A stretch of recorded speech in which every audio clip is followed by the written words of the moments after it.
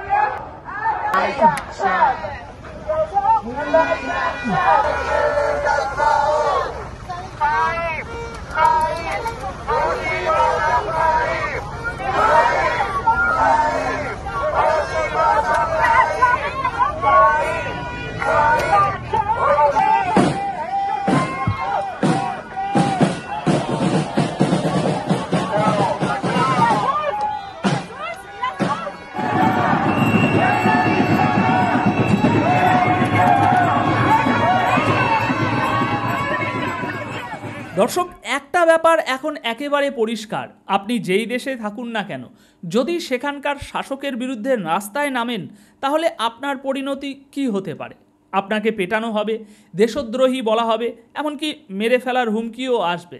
ধরা যাক আপনি একসময় সেই শাসকের ভক্ত ছিলেন, তার সমর্থক ছিলেন, কিন্তু যখন সেই শাসকের লাঠি আপনার পিঠে এসে পড়ে, তখন যদি আপনি নিজের পছন্দের সরকারকেই প্রশ্ন করতে শুরু করেন, তাহলেও আপনার সঙ্গে ঠিক সেই আচরণই করা হবে যা এতদিন বিরোধীদের সঙ্গে করা হয়েছে।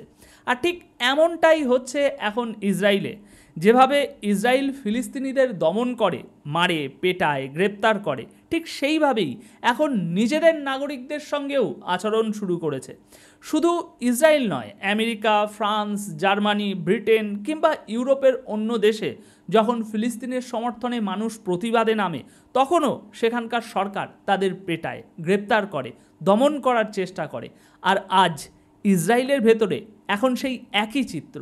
ইসরায়েল তাদের প্রতিবাদী মানুষদেরই মারধর করছে, গ্রেপ্তার করছে, পুলিশ ভয় দেখাচ্ছে। দেখুন সেই দৃশ্য।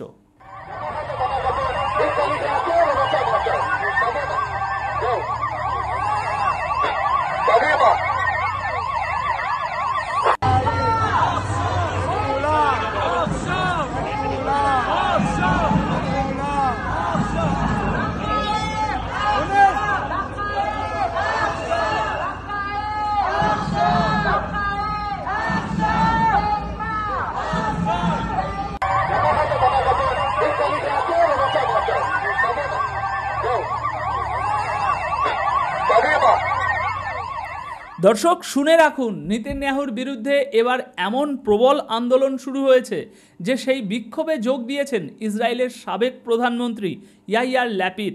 তিনি প্রকাশ্যে বলেছেন নেতানিয়াহু এখন একদম স্বৈরাচারীর মতো আচরণ করছেন। বন্দীদের নিয়ে তার কোনো মাথা ব্যথা নেই। এই যুদ্ধ আসলে দেশের জন্য নয়, এটা তার ব্যক্তিগত লড়াই, ক্ষমতার চেয়ার আঁকড়ে ধরে রাখার লড়াই।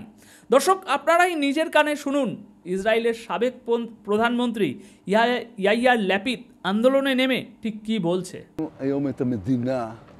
מפני שהחטופים שלנו בעזה הם לא נתינים שמותר לממשלה להקריב בשביל המאמץ המלחמתי. הם אזרחים שהממשלה חייבת להחזיר הביתה למשפחות שלהם. לא יעצרו אותנו, לא יתישו אותנו, לא יעיפו אותנו. নেতানিয়াহুর বিরুদ্ধে ক্ষোভ এতটাই তীব্র হয়েছে যে একবার এই দৃশ্যটা খেয়াল করে দেখুন।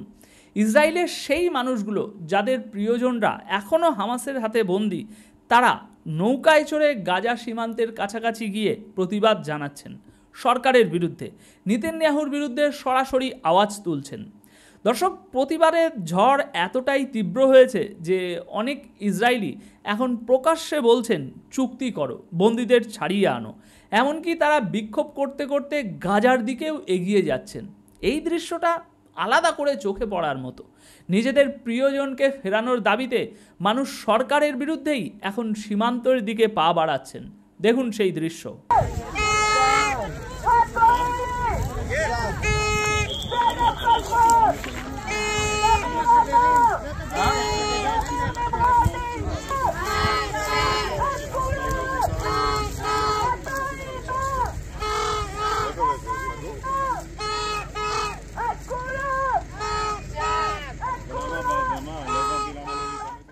দর্শক, ইসরায়েলের ভেতরে এখন নতুন করে চাপ তৈরি হয়েছে।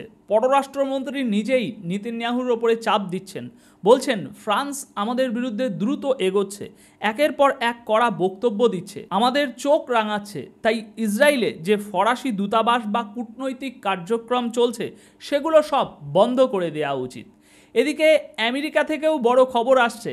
জানা গেছে তারা ইরাকের রাজধানী বাগদাদ থেকে নিজেদের সেনা সরিয়ে নেওয়ার প্রস্তুতি নিচ্ছে।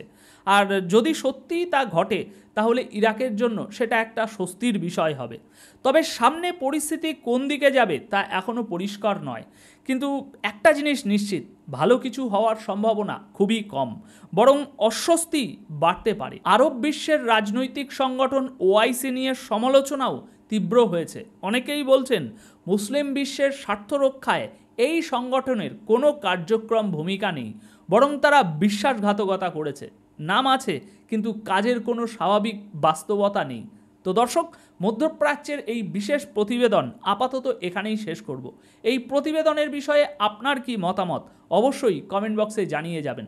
ধন্যবাদ আপনাদের সকলকে।